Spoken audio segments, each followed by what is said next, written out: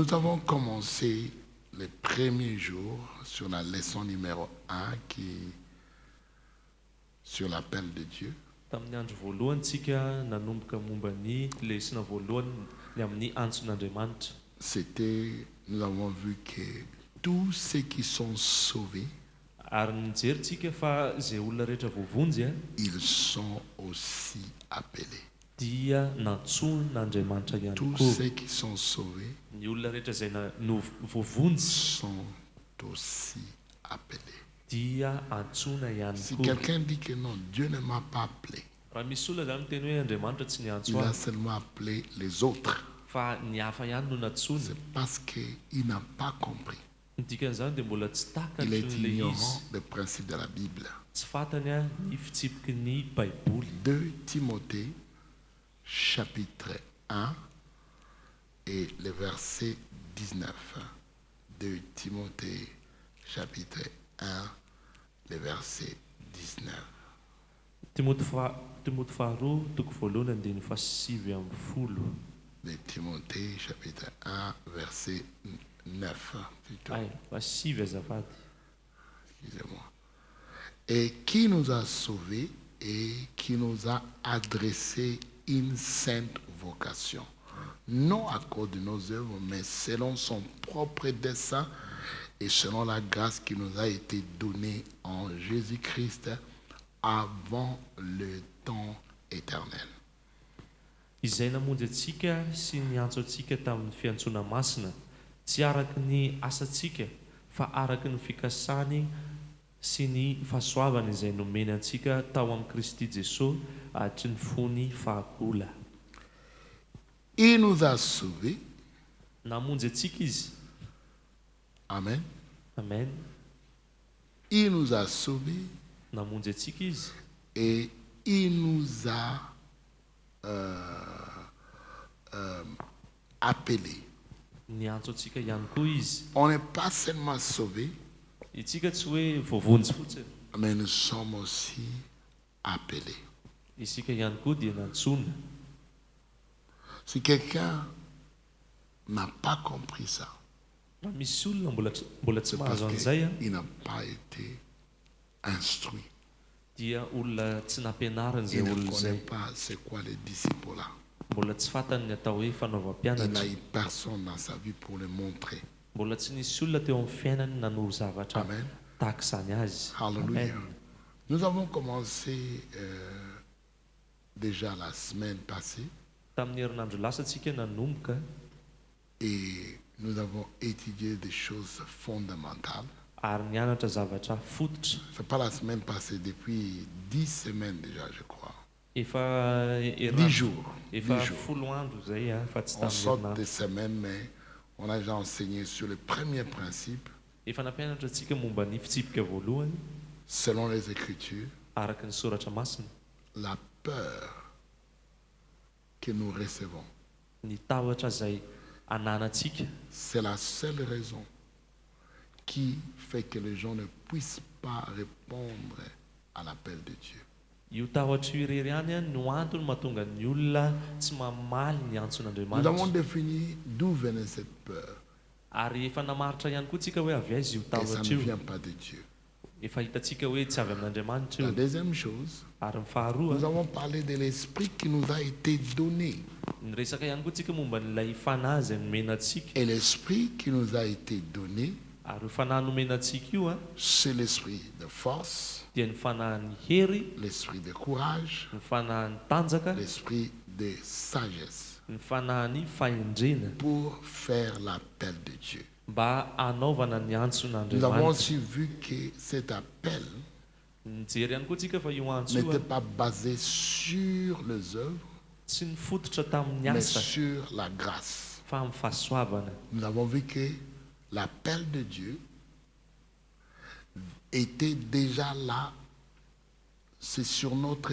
c'est une prédestination. Nijery ihany koa tsika fa ny antson'Andriamanitra dia efa teo hatr'izay Selon son dessein, efa fantatra avant Andriamanitra io la nuit des temps. talohany namoronany an'izao tontolo izao. Il nous a déjà appelés. Ao amin'ny Kristy zany efa niantso antsika izy. Le premier appel, Ny antso voalohany c'est l'appel à être avec lui. dia ny antso ny hoe mba hiaraka aminy. Ça, c'est le premier aspect de l'appel. Io no endrika voalohany amin'ny Le antso. deuxième aspect de l'appel, Ny endrika faharoany ao amin'ny antso a c'est nous sommes appelés à être différents. dia ny hoe isika dia natsoina mba Nous sommes dans le monde, mais nous ne sommes pas de ce monde. itsika mba hiavaka amin'izao tontolo izao ao amin'izao tontolo izao tsika fa tsy mitovy amin'izao tontolo izao. Et le troisième aspect de cet appel Ary ny endrika fahatelo amin'io est antso io que c'est un appel communautaire. io a dia antso hitambarana. Ce qui donne l'impression que certains sont appelés, les autres ne sont pas. Ce qui nous donne l'impression que certains sont appelés, les autres ne sont pas, c'est le fait qu'il y a des autres qui sont déjà dans leur fonction. Ny antony mahatonga antsika mieritreritra hoe ny sasany no antsoina fa ny sasany tsy vao antso a dia ny fahitantsika ny sasany efa miasa ao anatin'ny antsony Pendant que les autres sont en train d'observer. nefa ny sasany mijery fotsiny. Tout le monde est appelé Fa ny olona rehetra no vao antso sur le corps, dans le corps. ao amin'ny tena Et chaque membre ary ny ratsambatana a tsirairay avy a un rôle à jouer. dia samy manana ny andraikiny avy. Et nous avons parlé que cet appel est aussi à la mission. Ary nijery koa tsika fa io antso io a dia manana mission D'aller faire des nations des disciples.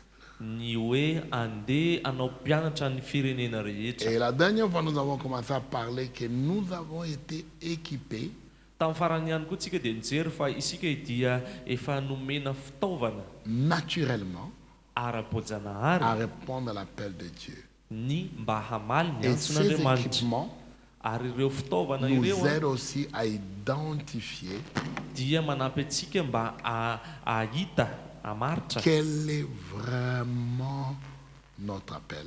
hoe inona marina ny antsontsika voafaritra. Alors, on a parlé des différents éléments, Nijery tsika élément samihafa la compassion ny fangorahana ou encore la passion.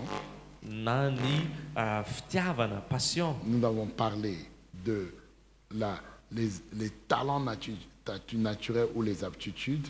Nijery ihany koa tsika ny amin'ny hoe talenta voajanahary. Nous avons parlé de la personnalité. Nijery ihany koa tsika ny amin'ny maha-izy azy ny Et olona anankiray. nous avons parlé de l'expérience. Ary nijery tsika ny amin'ny traikefa Ces choses-là, ireo zavatra rehetra quand ireo tu a mets ça ensemble, rehefa atambatra ao ça te donne une idée dia manome hevitra anankiray sur ianao les possibilités ny amin'ny hoe de ton appel, tahaka ny ahoana ny mety ho antsonao la direction de hoe ton appel. makaiza ny Qu'est-ce antsonao que Dieu t'a vraiment donné? hoe inona marina no Dans quel domaine nomen'Andriamanitra tu anao peux fonctionner? hoe inona ny domaine afaka hiasanao Alors, ny on a antsonao. essayé de capturer ça avec des slogans.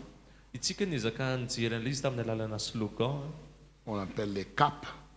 atsotsika hoe cap C pour le cœur, ho an'ny fo io a A pour les aptitudes, le C zany ho an'ny fo a ary ny A ho an'ny talenta un P pour la personnalité io P io a no personnalité na maha-izy et azy le l'olona anankiray E pour l'expérience. ary ilay E a dia traikefa na Alors, nous allons expérience. ajouter à ça les S.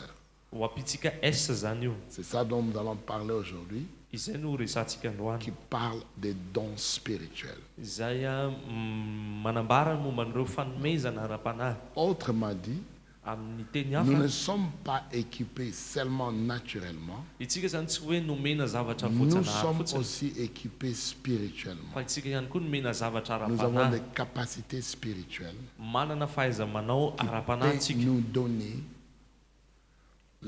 à la fois des indications claires sur notre appel mba ahafahana manome antsika famaritana mazava tsara ny amin'ny momba ny antsontsika et sur les choses que nous devons faire. ary amin'ireo zavatra momba n'ireo zavatra izay tokony ho ataontsika.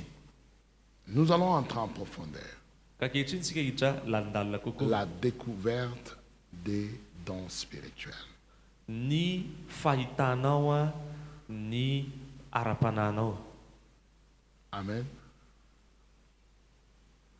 Un véhicule Ny fiara anankiray de course ou de luxe fanaovana course na luxe ou encore un mélange luxe et le sport. na sady sport le fiara no luxe ihany koa. Ces véhicules-là Io fiara io a peuvent avoir de bonnes aptitudes, mety manana fahaizana manokana izy, bonne personnalité tsara koa ny personnalitény pour courir une course spécifique. mba ahafany manao azakazaka na korsa manokana. Et le cœur pour la piste qu'il faut parcourir.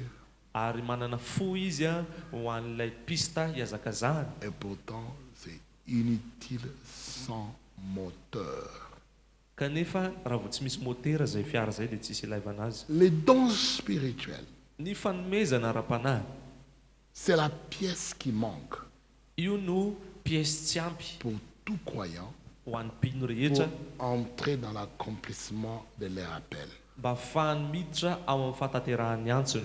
Tu ne peux pas vivre ou accomplir un appel surnaturel Ianao tsy afaka miaina na anatanteraka antso surnaturel si tu te bases seulement avec ta force naturelle. raha ianao miankina amin'ny tanjakao ara-batana. Nous devons comprendre, Mila takatsika pour accomplir notre appel, fa mba ahafahanao qui est manatanteraka ny antsonao.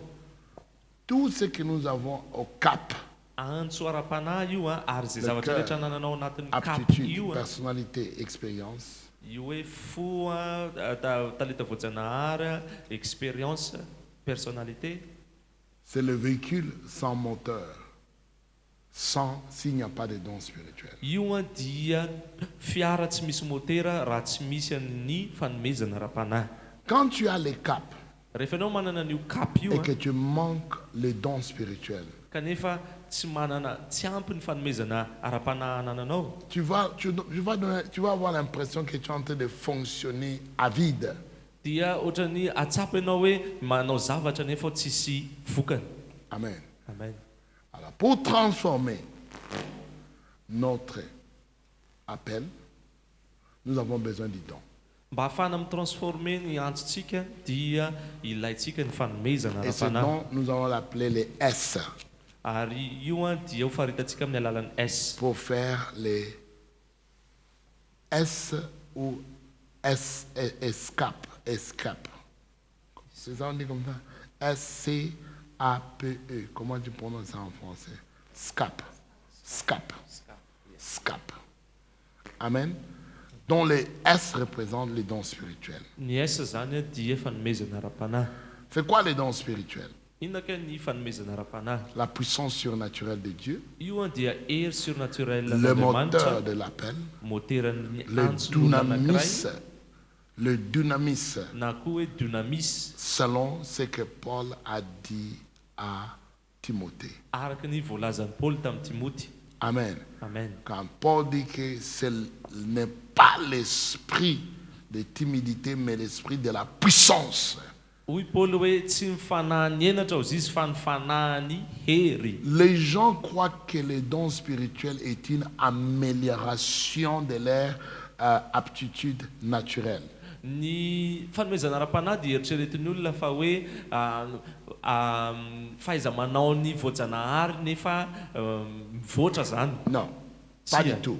si Les ça, dons Ny spirituels, fanomezana c'est ara-panahy complètement au-dessus de tes aptitudes naturelles. dia mihoatra lavitra noho ny fahaizana ara-voajanaharinao. Bien que 80% de nos aptitudes ou capacités sont naturelles, Na dia hoe 80% isanjato ara ny fahaizantsika manao ara-voajanahary, le 20% qui est surnaturel ny 20% isanjato surnaturel a un impact très très sérieux dans nos vies.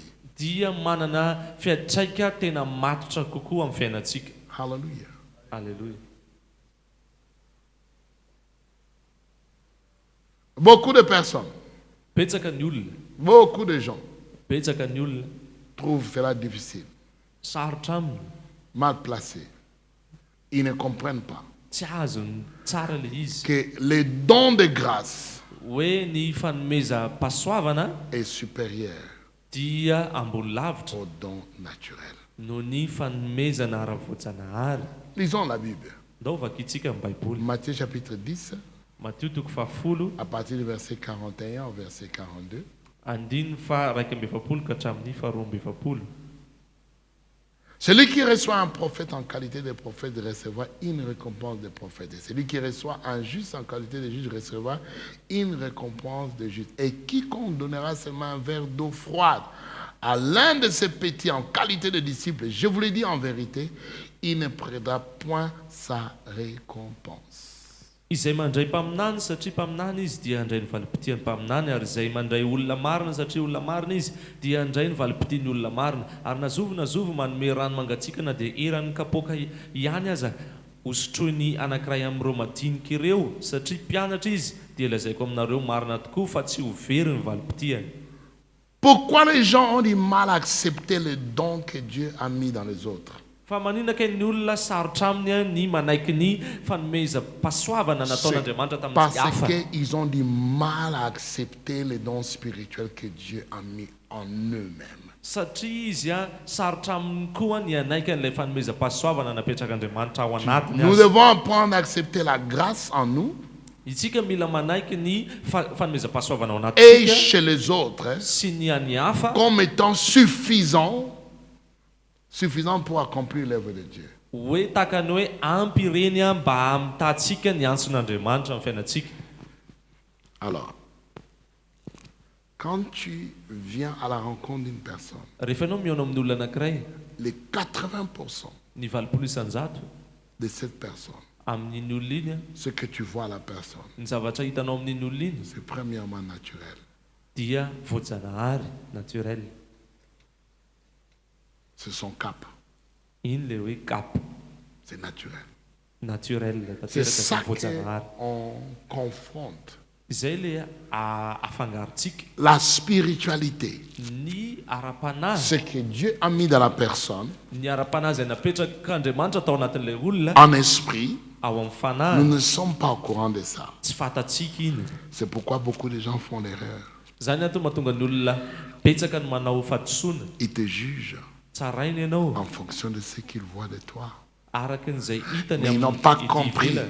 Fa tsy que azo Dieu hoe a déposé quelque chose en toi. fa Andriamanitra nametraka zavatra tao anatinao, Et ce que Dieu a déposé en toi, ary io zavatra napetraka Andriamanitra tao bien que ce anatinao n'est que io 20%, na dia 20 isanjato fotsiny azy io, c'est la majorité. io ny tena goavana C'est ce que tu tokoa. as fait et tu amènes pour amener la différence. Iny mihitsy no tonga anao hiavaka. Oui, ton expérience est utile à toi. Ilainao ny Ta traikefanao, passion, ton cœur, ny tes aptitudes, ta fonao, personnalité. ny mahizy azy anao. Mais c'est les 20% là Fa io 20 isanjato qui est dans cet petit enfant là, izay anatin'io zazakely en io qualité de disciple. izay manana C'est ça toetrana dont on mpianatra. a besoin. Iny mihitsy Pas ilay seulement dans les ilaitsika, prophètes, fa tsy ao amin'ilay mais mpaminany aussi ireny dans ihany. ces petits Fa na enfants-là. dia io zazakely Ils io koa portent azy quelque chose. dia mitondra zavatra cette izy chose-là est ary io utile. zavatra io dia ilaina indrindra. Apprenons à recevoir la grâce de Dieu en nous et chez autrui. Ndao tsika hianatra ny andray ny fahasoavan'Andriamanitra ao amin'ny fiainantsika sy ao amin'ny fiainan'ny hafa ihany koa. Alléluia. Alleluia. Qu'est-ce qu'un don spirituel? Inona kay ny atao hoe fanomezam-pahasoavana Qu'est-ce qui n'est pas un na don spirituel? fanomezam-panahy? Les mots pour les dons spirituels Ilay teny hoe fanomezam-panahy dans le Nouveau Testament ao amin'ny testamenta vaovao vient du mot grec charismata, avy amin'ny teny grika hoe charismata, qui est un dérivé du mot charis. Charis, charis, izay mitovitovy amin'ny teny hoe charis, qui signifie grâce. izay midika hoe fahasoavana. Grâce. Fahasoavana. Un don spirituel Ny fanomezam-panahy est littéralement un don de grâce. io dia fanomezam-pahasoavana ihany koa. Une capacité spéciale Zany hoe fahafahana manokana io donnée par le Saint-Esprit izay nomeny fanahy masina à un croyant amin'ny mpino anankiray pour l'aider à édifier l'Église. mba ahafahany manampy ampahery ny fiangonana. Alors, la meilleure façon de comprendre c'est quoi les dons, il faut étudier ce que les dons n'est pas. Ny fomba tsara indrindra fa anao matakatra ny atao hoe fanomezam-panahy dia ny mianatra ny atao hoe tsy fanomezam-panahy. Amen. Amen. Les dons spirituels Ny fanomezam-panahy ne sont pas des talents ou des aptitudes naturelles. tsy talenta io na hoe zavatra hainao ara-boajanahary. Donc ton S n'est pas égal à ton A. Zany hoe ny S dia tsy mitovy amin'ny A anao. Tes talents, Ny talenta depuis que tu es né, hatramin'ny naterahanao tes dons viennent de ta nouvelle naissance. fa ny fanomeza ny don anao dia avy amin'ny fahaterahana indray. Donc tu as affaire à quelqu'un.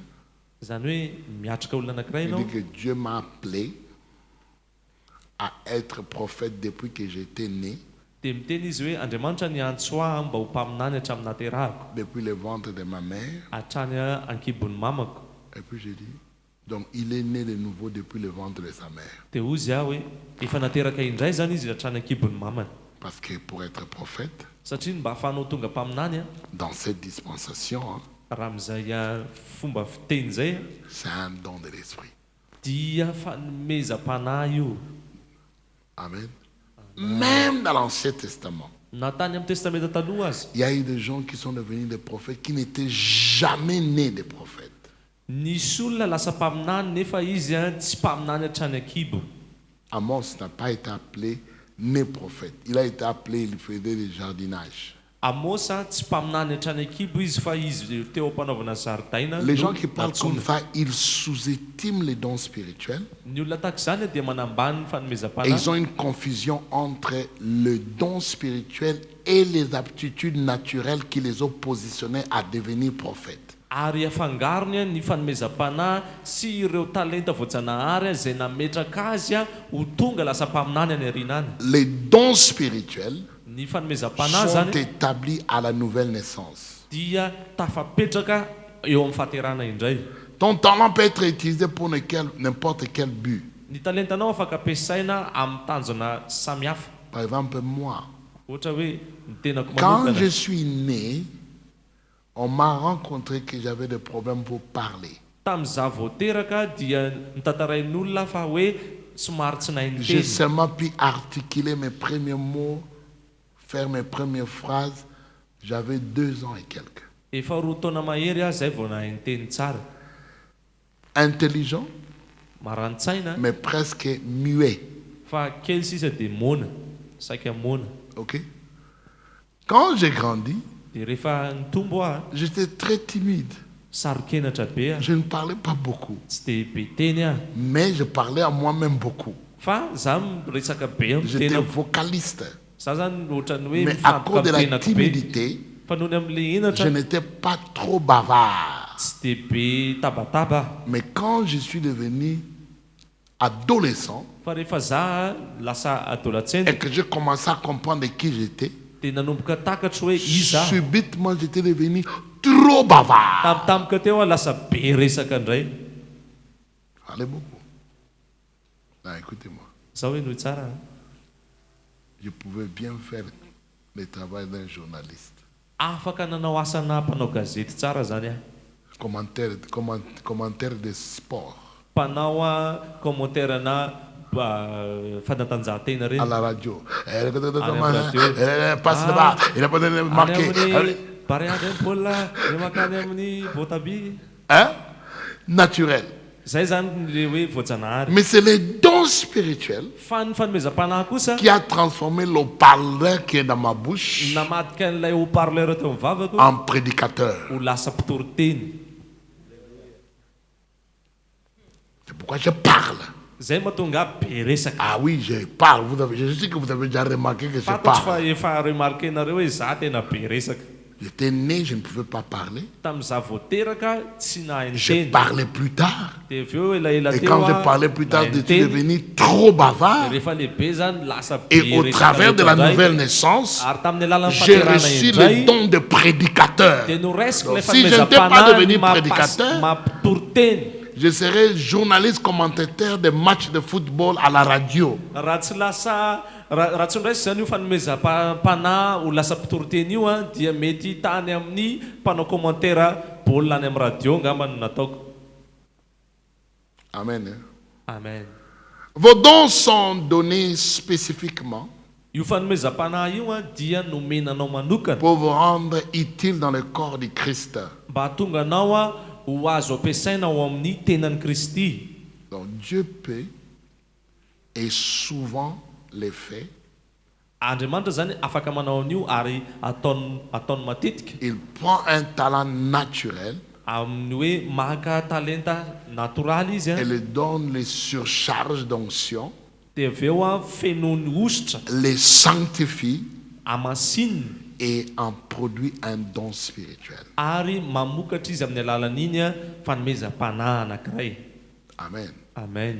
Donc, moi qui faisais réunir mes amis en train de leur parler en anglais que je ne connaissais pas, Za zany le taloha le miresaka amin'ny namako a momba ny teny anglisy izay tsy fantatra akory parce que j'avais juste le plaisir de parler. satria za tia miteny fotsiny tsotro Et je zao leur donnais des discours en anglais. Shuri, something. dia mekabary amin'ny teny anglisy a nefa tsy mahay akory. Et ils étaient là. Ah, Dia teo ny namako dia miaina lui, il parle, hein. Il parle tena anglais. miresaka ry a C'était les aventures.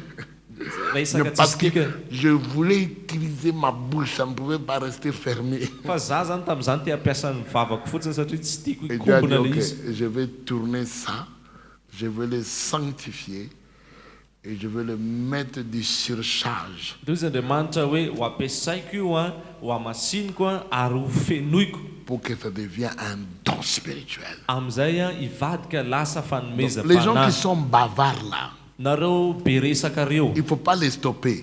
Il faut Reny seulement olona reny. prier pour eux. reny olona be resaka reny Que aza Dieu puisse sakana les izy ny teny fa attraper. hoeto ambavaka mba ho Pour qu'ils samborin'Andriamanitra deviennent des izy prédicateurs. dia hivadika lasa mpitory teny. C'est tout. Zay Il dit, fotsiny. toi tu parles beaucoup, tais-toi, non. Dis, Ianao ty be toi, resaka mangina. il faut que tu deviennes prédicateur. Ohatr'izao ndray zany fitenao azy. Comme ça, tu Ianao parles io toute la journée ianao sans... mila mivadika lasa mpitory teny ianao satria be resaka maraina mandraparivany andro. Alléluia. Alléluia. Le talent est la base. Ny Ou la talenta vase. no vazy. Et l'esprit est la puissance qui en fait un don. Ary ny fanahy no hery mahatonga an'io lasa fanomezam-panahy. 2. Faharoa, Les dons spirituels ny ne fanomezam-panahy sont pas le fruit de l'esprit. dia tsy vokatry ny fanahy. Les fruits de l'esprit Ny vokatry ny fanahy indray a concernent les caractères. dia miresaka momba ny toetra. En tant que croyants, Amin'ny nous mampino sommes a tous appelés à grandir isika rehetra samy nantsona ny dans le tombo fruit de l'esprit. ao C'est-à-dire amin'ny vokatry ny à fanahy. grandir dans nos caractères. Zany hoe mila mitombotsika ao L'amour, anatin'ny toetra.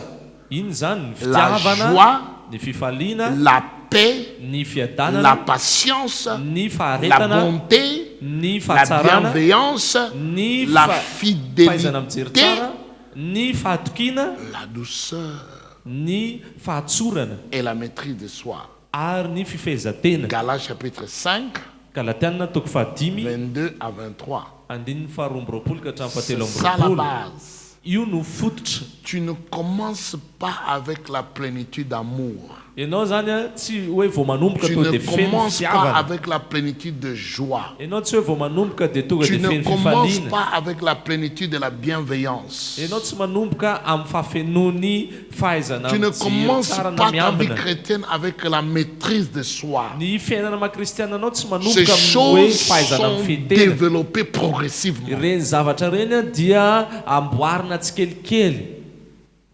Amen. Amen. Les dons de l'esprit Ny fanomezam-panahy concernent les services.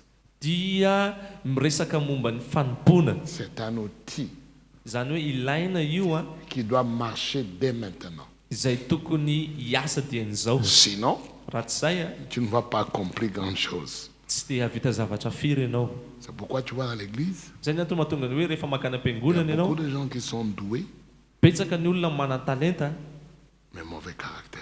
fa ratsy toetra. Qu'est-ce que tu dois faire? Inona zany tokony ataonao? Apprends à être patient envers eux. Mianara ianao ny aharo-po amin'ireny olona reny. Sinon, tu vas les détruire. Raha tsy zany ho potehanao reny olona reny.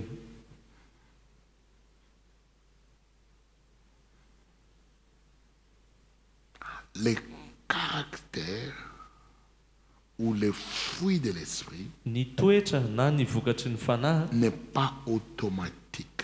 dia tsy tongatonga ho azy. Ça demande le temps pour un développement. Fa mitaky fotoana io mba ampivoarana azy. Les fruits, Ny vokatra c'est ta sainteté.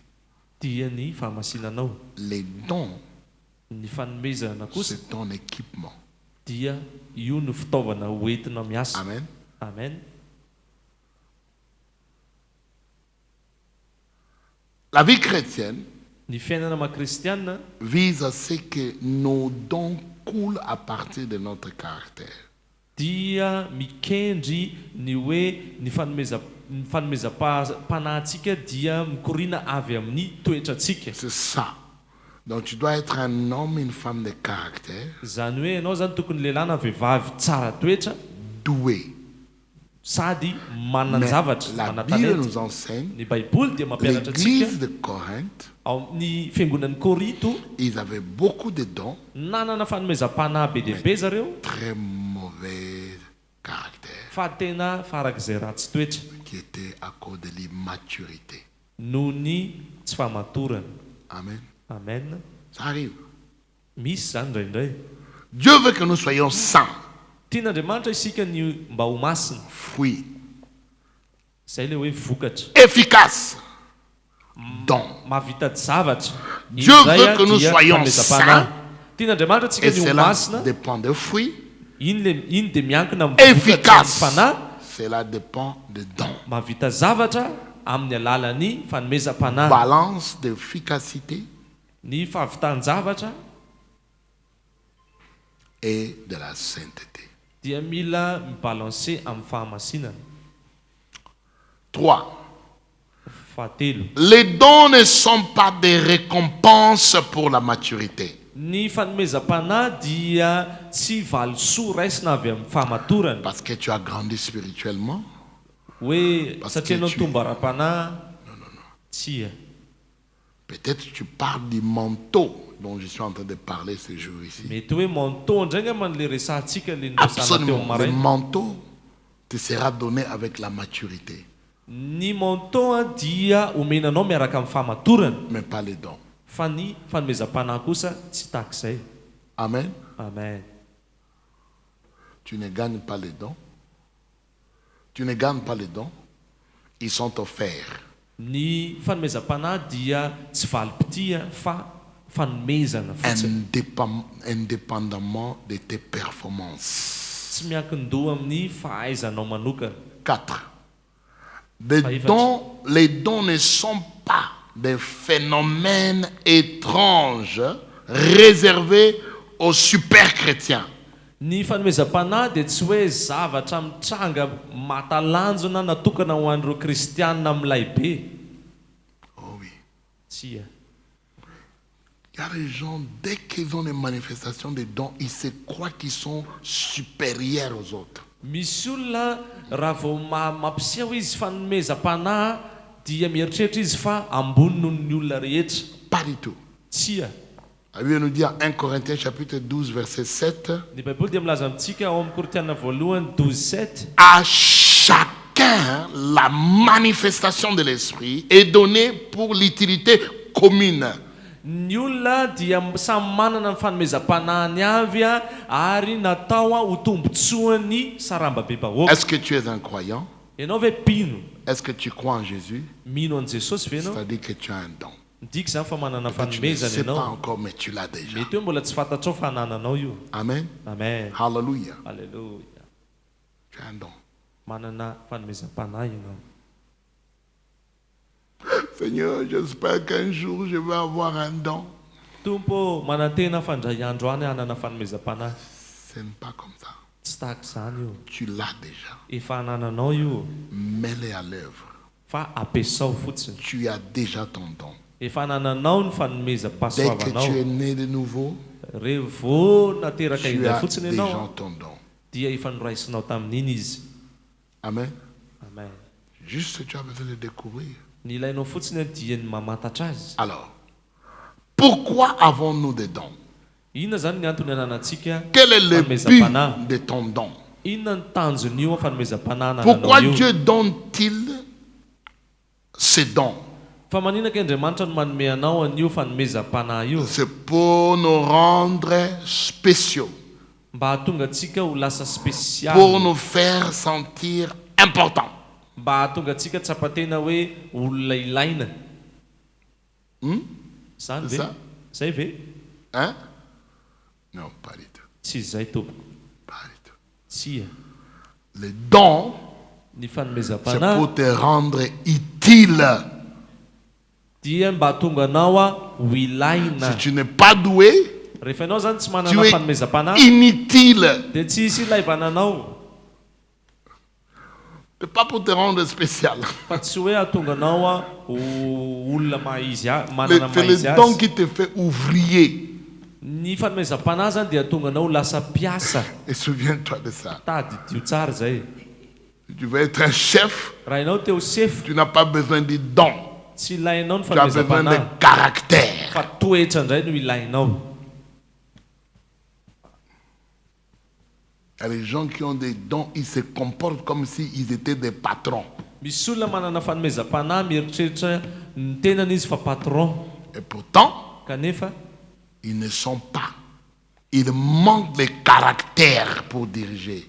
tsy hanana ny toetra mba ahafahany mitarika olona. Mets ton don à la disposition de l'Église. Ataovo ho ampiasain'ny fiangonana ny Et que le fanomezam-panahy Seigneur anao. puisse bénir l'Église au travers de Mba toi. ahafahan'Andriamanitra mitany fiangonana amin'ny Et alalanao. grandis dans ton caractère Ary mitombo avant amin'ny que tu toetranao cherches à devenir chef. mialohan'ny hikatsahanao ho tonga lasa sefo. Oh, écoutez, si vous ne voulez pas de mon don, eh ben moi je vais m'en en faire, hein, je vais aller ailleurs. Hein. Rehefa tsisy ilaivanareo ny fanomezam-panahy ananako dia hoentiko any amin'ny toeran-kafa io Vas-y, ndana ary. Velouma. Il y a quelqu'un qui il a fait ça, il est devenu un fou. Nisy olona nanao Très an'izay doué, tena nanana fanomezam-panahy be dia extrêmement doué. be, tena tafahoatra mihitsy. Mais il n'avait pas compris ces principes. Fa tsy Il croyait parce qu'il était le plus doué du groupe, nieritreritra izy fa izy no Il devait nanana devenir le fanomezam-panahy indrindra chef tao amin'ilay du groupe. vondrona dia afaka ho tonga sefon'ilay vondrona. fais très attention. Tena tandremo. C'est ça l'esprit luciférien. Zay ilay fanahy Lucifera. Quand le don prime sur les caractères, Rehefa ny fanomezam-panahy no eo ambonin'ny toetra on embrasse la doctrine de Lucifer. dia raisitsika zay ny fotom-pampianaran'ny Lucifera. Tes dons ne sont pas pour toi, c'est pour les autres. Ny fanomezam-panahy nananao dia tsy natao anao fa ho an'ny hafa. Don n'est pas trophée. Ny fanomezam-panahy dia tsy amboara. Ah, moi j'ai un don impressionnant. Hein. Za manana fanomezam-panahy matalanjona. Je suis vraiment spécial moi. Hein. Za tena olona miavaka. Non, Tsia, ce sont des outils, fitaovana io des ouvriers, ho ana mpiasa pour rendre les ouvriers utiles. mba hatonga an'ilay mpiasa misy ilaivana azy. Un marteau n'est pas fait pour être admiré. Ny marteau dia tsy natao hoe afinaritra, Tu mets ça dans la vitrine. hoe apetraka ao atao anatina vitrine. J'appelle tous les voisinages. Venez voir mon Dia marteau. miantso ianao ny tanàna ray manontolo avinga hijery ny marteau ako hoe Dieu m'a donné un marteau. Regardez vous-même. nomen'Andriamanitra marteau wow.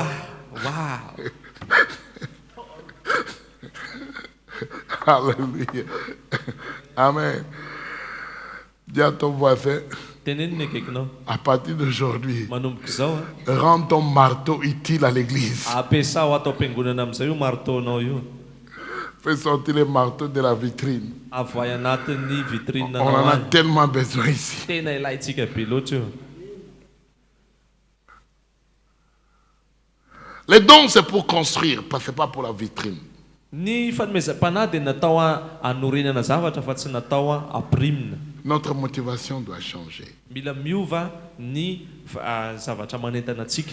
Si tu cherches à découvrir ton don, raha ianao a mikatsaka ny hafantatra ny Ce n'est pas fanomezam-pananao pour mettre dans la vitrine pour que les gens puissent voir. tsy natao mba hampirimana anao anaty vitrine dia mba ho Mais jerevan'ny c'est olona pour fotsiny rendre beaucoup plus de services. fa mba ahafahanao a manatanteraka Et si ce n'est pas ça fanompoana misimisy ton kokoa intention, raha tsy izay ny tanjonao a laisse les dons là où il est, sinon tu vas devenir orgueilleux. dia ampirimo any an-trano any ihany le fanomezam-panahy raha tsy izay ianao lasa feno avinavina. Alors, l'aperçu des dons spirituels. Ny fikatsahanao a ny fanomezam-panahy. La Bible nous donne une liste unique de dons. Ny baiboly dia manome antsika Il ne donne pas lisitra une liste, il ne donne pas une liste unique, il y a plusieurs. tsy manome lisitra anankiray ny baiboly fa lisitra maromaro. Dans Romains 12, Amin'ny Romanina faharoambe folo, dans 1 Corinthiens 12, ao amin'ny Koritiana dans voalohany Ephésiens 4 12, ao amin'ny Efesien 4, et dans 1 Pierre 4. ao amin'ny Petera voalohany toko fahaefatra. Et les listes ne sont pas nécessairement identiques. Ary tsy voatery hitovy ireo lisitra ireo. Amen. Qu'est-ce que cela veut dire? Que Ina dikan'izany? Dieu se soucie plus de la fonction du don que de son étiquette. Dikan'izany dia Andriamanitra misahirana kokoa ny amin'ny fiasan'ilay fanomezam-pahasoavana fa tsy hoe ny amin'ny hoe etikety ananany. Alors, nous allons les catégoriser. Ao ary fa hosokajitsika izy ireo. Don de service. Ny fanomezam-panahy ny amin'ny Ce fanompona. don édifie le corps par l'action pratique. Io a dia ao amin'ny tenan'i Kristy io a dia pratika kokoa. L'organisation et le soin. Na koa hoe ny fandaminana sy ny fikarakarana. Il y a les dons de l'administration. Misy ihany koa ny fanomezam-panahy ny amin'ny Il y a fahaiza-mitantana. les dons de leadership. Fanomezam-panahy ny amin'ny Il y fitariana. a les dons de service. Fanomezam-panahy ny amin'ny fanompona. Il y a les dons d'aide. Ny fanomezam-panahy ny amin'ny Il y a fanampina. les dons de miséricorde. Fanomezam-panahy ny amin'ny Et il fitserana. y a les dons de générosité. Ary ny fanomezam-panahy ny amin'ny mahalala-tanana. Très fonctionnel. Tena miasa be mihitsy ireo. Amen. Amen. Il y a des dons d'expression. Misy ihany koa ny fanomezam-panahy ny amin'ny expression. Donc ce n'est plus la main, fanehoana. mais c'est la bouche maintenant. Iny a dia any amin'ny resaka vava kokoa. Pour enseigner. Mba afahana mampianatra. L'objectif de ce don, c'est d'édifier le corps. Ny tanjon'io fanomezam-panahy anankiray io dia En ny mba proclamant ampitombona ny la tenan'i Kristy vérité amin'ny alalan'ny et fanambarana en ny expliquant famarinana les Écritures. sy ny fanazavana ny soratra masina. Exemple, Ohatra, don d'enseignement, fanomezam-panahy ny amin'ny don fampianarana, d'exhortation, fanomezam-panahy ny amin'ny don de fampaherezana, sagesse, fanomezam-panahy ny amin'ny fahendrena, don de connaissance, ny amin'ny fanomezam-panahy ny amin'ny don fahalalana, prophétique. amin'ny ara-paminaniana. C'est une proclamation inspirée de la parole de Dieu. Reny a dia fanambarana zay a aingam-panahy avy amin'ny fanan'Andriamanitra. Alors, il y a des dons de puissance, Misy a ny fanomezam-panahy ny ou dons amin'ny surnaturels, zany hoe avy amin'ny surnaturel io la a force, tanjaka, les mains, tanana, la bouche, vava, la force. tanjaka. Ces dons se manifestent Io fanomezam-panahy io dia pour miseho la démonstration de la puissance et la présence de Dieu mba afahana maneho a ny fanatrehana sy ny herin'Andriamanitra d'une manière tangible. amin'ny fomba azo tsapaitanana. Exemple, Ohatra, don de la guérison, fanomezam-panahy ny amin'ny don de fanasitranana, miracles, fahagagana, don de foi, finoana, don de discernement des esprits, fahaizana manavaka fanahy, les langues, ny teny tsy fantatra, les interprétations des langues. ny fahaizana mandika teny tsy fantatra. Le but ici, ce n'est pas d'être dogmatique, Ny tanjona eto dia tsy c'est hoe juste pour vous montrer. tsy hoe mba ahafana On ne cherche mamaritra pas à faire de manokana doctrine ici. hoe hanao C'est pour vous fotom-pampianarana manokana fa mba haneho anareo ny tanjona L'utilité. ny hoe ina ny ilaivana ny ilaivana azy ireo. Vocal, Feo, travail à main asa tanana et la ary force. ny tanjaka. Amen. Amen. Alors, comment découvrir les dons qui sont en toi? Ahoana zany no ahafana mamantatra ny fanomezam-panahy ao anatinao. Rapidement, rapidement. Jerevantsika vetivety. 5 étapes. Étape anankidimy. La première, c'est la prière. Sehatra voalohany dia ny vavaka. Demande au donneur. Mangataha amin'ilay tompony. Saint-Esprit, Fanahy masino, Qu'est-ce que tu as mis en moi? inona ke ny zavatra nataonao tatao anako? Quel est mon don? Inona ny fanomezam-panahy ananako? C'est l'étape la plus simple. Io no dingana tsotra indrindra. Il va te parler. Iresaka aminao izy. Même si tu as des confusions. Na dia mikorotana ary ny sainao. Maintenant, au moins que tu connais, il y a les mains, la bouche et la force. Zao manko ianao mahafantatra hoe misy ny vava, tanana. Peut-être tu peux avoir des confusions. Mety hoe mbola Est-ce que sahirana ny tu veux sainao. que ce soit la bouche? Mety hoe ao Tu amin'ny veux vava que ce ve soit les ianao, mains sa any amin'ny tanana, ou la force? sa any amin'ny tanjaka. 2. Faharoa, Étudier. ianaro, Étudier. mianara. Ces leçons, ça n'entre pas les dons en détail. Il y aura d'autres leçons, je vais enseigner les dons en détail.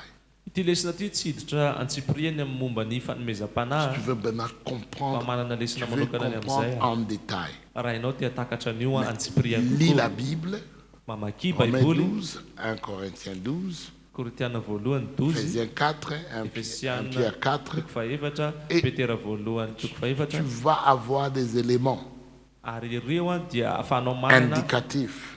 élément Et le izay Saint-Esprit va aneho t'aider anao à hoe comprendre. manao ahoana sy ahoana le izy ary ny fanahy masina nampy anao hatakatra azy Si tu as un tsara. mentor Raha ianao manana mentor qui a déjà compris exercer les dons, efa mahatakatra ary efa nampiasa ny fanomezam-panahy, tu poses la question, je ne comprends pas, c'est quoi la différence entre ces dons et dons-là? Et tu vas être aidé. ametrao fanontaniana izy hoe tsy azoko inona ny mampiavaka an'ireto fanomezam-panahy reto dia ho azavaina La anao zay. troisième méthode, Ny méthode na dingana fahatelo, essayez. andramo. Essaye, madame, essaye. Madama, andramo le izy. Monsieur, Ramsey. essaye, essaye, n'aie pas honte, Andramo essaye. le izy aza menatra. Tu dis que tu as le don de miracles. Ianao miteny hoe manana fanomezam-panahy ny amin'ny fahagagana. Viens ici, on a besoin d'un miracle. Avy aty fa mila fahagagana tsika. Tu dis que tu as le don de guérison. Ianao miteny hoe manana fanomezam-panahy ny On a amin'ny dit qu'il y a fanasitrana. un malade dans la rue là-bas, allons-y. Zana ianao misy marary ao amoron-dalanao ndao tsika C'est hoany. en essayant Amin'ny alalan'ny tu fanandramana vas découvrir quel est vraiment ton don. no ahafahanao mamantatra hoe inona marina ny fanomezam-panahy nananao. La meilleure façon de le faire, Ny fomba tsara indrindra ahafahana manao azy mettez-vous, rendez-vous utile. dia ny hoe ataovy zay ahafahana mampiasa anao. Dans l'église, ne cherche pas à t'asseoir sur les bancs comme si c'était un trophée. Ao am-piangonana aza mitady ianao ny hipetraka amin'ny seza tahaka ny hoe amboaranao manokana iny, Fais quelque chose. fa manaova zavatra. Et en faisant quelque chose, Satria amin'ny alalan'ny fanaova c'est zavatra là que ton don devient actif. eo vao miasa ny fanomezam-panahy nananao. Amen. Amen. Aujourd'hui, j'enseigne. J'enseigne à l'église, Androany aho mampianatra ao am-piangonana. j'enseigne des pasteurs, Amin'izao aho mampianatra ao am-piangonana, mampianatra pasteur, j'enseigne des leaders. mampianatra mpitarika. Mais Kanefa j'ai commencé à enseigner à l'école de dimanche. tany amin'ny sekoly alahady any no nanomboka nampianatra voalohany. Les enfants que j'ai enseignés Ny zaza nampianariko a sont des parents aujourd'hui. efa ray aman-dreny zareo amin'izao. Et leurs enfants sont des adolescents déjà. Ary ny zanak'izy ireo efa tanora. Quand j'avais 25 ans, 26 ans, Tamin'izaho 5 enina amby je roapolo me taona, mettais comme ça à la table ohatr' izao no nataoko teo ambonina en train latabatra, d'enseigner une vingtaine d'enfants à l'école de dimanche, tous les dimanches pendant 2 ans. nampianatra aho mpianatra sekoly alahady teo amin'ny roapolo teo nandritry ny roa taona isaka alahady io. Il y a quelqu'un qui est assis à l'église en train d'attendre les jours, je vais lui donner le micro pour enseigner. Fa atao am-piangonana misy olona miandry anahy izy hanome azy micro. Dieu veut que tu puisses Pianatra. commencer là-bas à enseigner les enfants. Nefa Andriamanitra maniry anao hanomboka any amin'ny fampianarana zazakely any amin'ny sekoly alahady.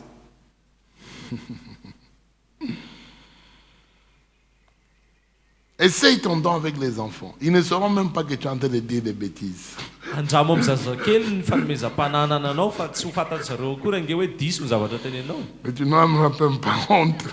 Tsy homenatra akory ianao amin'izay. Même si tu dis des bêtises, tu vas dire oui monsieur, oui madame. Na miteniteny foana ianao dia ozy ny ankizy kely hoe oui monsieur, oui madame. Tu parles des choses que tu ne maîtrises pas, les enfants te regardent comme ça. Ah. Miteny zavatra tsy mbola voafianao ianao jerevany zaza fotsiny. Amen. Amen. Tu vas découvrir ton don en agissant, en faisant quelque chose. Amin'ny alalan'ny fanaovanao zavatra no ahafahanao mamantatra ny fanomezam-panahana Quatrième anao. étape, Fahaefatra, évaluer. évaluer, velabelaro. Évalue l'efficacité, Velabelaro ny mapety azy, l'énergie ny angovo-kery et l'enthousiasme ary ny fandresen-dahatra avec laquelle tu utilises ton don. zay ampiasanao an'io a fanomezam-panahy Si io. ces choses ne sont pas en place, Raha tsy mipetraka ireo zavatra ireo nous sommes encore en train de faire du folklore. dia mbola manao spectacle fotsiny Il tsika. faut continuer à chercher. Dia noho izany tohizo indray Quand Dieu te mikatsaka donne azy. un don, Rehefa Andriamanitra manome tu anao seras efficace. fanomezam-panahy, ianao dia tu auras ho de efficace, l'énergie anananao ny tanjaka, et tu vas avoir de angovo-kery, l'enthousiasme ary anana du zèle fandresen-dahatra à ianao. faire cela. Zany hoe firehetana amin'ny fanaovana an'iny zavatra iny. Finalement, Ary ny farany c'est affirmer. dia ny hoe afirmeo. Nous faisons partie du corps. Nous faisons partie du corps. Isika dia ratsambatana. Tu es membre d'un corps. Ianao dia ratsambatana anatin'ny Nos vatana yeux sont anankiray. ouverts. Ny masontsika misokatra. Tu dis à tout le monde que tu es prophète Ianao miteny amin'ny olona rehetra et hoe que tu mpaminany donnes ianao des prophéties. dia manome faminaniana ianao. En réalité, tu n'es pas un prophète, tu es seulement un foussa-foussa. Tu as entendu de l'autre côté, tu viens répéter ici. Fa ny tena marina nefa ianao tsy mpaminany zany akory fa mpifosa olona ny eninao tamin'ny anina le izy dia averinao amin'ny anina. Hein? Autrement dit, Zany hoe si tu as vraiment des dons raha tena manana fanomezam-panahy ianao et que c'est mis en valeur dans l'église, ka ampiasainao ao am-piangonana l'église va confirmer cela. dia ny fiangonana mihitsy no anamarina an'izany. Alléluia. Alléluia. C'est pourquoi ne reste pas assis. Zany ny antony tenenako hoe aza mipetra-potsiny, N'attends pas les beaux jours aza miandro hoe andro tsara, où les étoiles seront bleues hoe ivadika mangamanga et la lune ny kito jaune ary ivadika mavomavo pour ny pouvoir volana. utiliser ton don. Zay ianao vao ampiasa ny Aujourd'hui, fanomezam-panahynanao. c'est bon. Androany dia efa Même mety. si tu as des doutes, Na dia mbola commence misalasala azy ianao et atomboy demande à fotsiny Dieu d'orienter ary angatao Andriamanitra ny tes pas. hitarika ny N'aie pas diatombotrao. peur des dons. Aza matahotra ny Ne cache fanomezam-panahanao, pas tes dons. aza riana fotsiny ny Et fanomezam-panahanao, ne fais pas de tes dons ton idole. ary aza atao Tu sampinao n'es que ouvrier. ny fanomezam-panahananao satria Mets anao dia tes mpiasa dons, fotsiny. mets ton don à l'œuvre, pas à la vitrine. Ka noho izany ampiasao ny fanomezam-panahananao fa aza primina. Amen. Amen. Que le Seigneur nous fasse grâce. Amindra fo amintsika ny tompo. Est-ce que vous avez appris quelque chose? Nianatra zavatra ve nareo? Alors, il y a des gens qui nous suivent en ligne. Misy manaraka en ligne Ne tsika. fais pas dormir ton don. Aza patoriana ny fanomezam-panahanao, Mets ton don à l'œuvre. ampiasao. Ce don-là que tu es en train de sous-estimer, Io fanomezam-panahy zay ambaninao io, si tu l'aiguises très bien, raha nintinao tsara io ça peut t'amener faire le tour du monde afaka hitondranao io anao tour du monde et revenir à Madagascar dia miverina ty Madagasikara avec les mêmes dons. miaraka amin'io amin'ny alalan'io fanomezam-panahy io ihany. Ne sous-estime pas ce que Dieu t'a donné. Aza maivanina io zavatra nomen'Andriamanitra anao Ne io. sois pas les mauvais serviteurs Aza tonga mpanompo ratsy fanahy ianao, qui va enterrer son don. hoe nandeha nandevina n'ilay fanomezam-panahy izy. Tu es un méchant, Ianao dia ratsy fanahy tu amin'izay, seras considéré un fainéant ka milana ka mivavy parce que tu n'as pas mis ton don à l'œuvre. satria ianao tsy nampiasa n'ilay fanomezana nanananao. Que Dieu vous bénisse.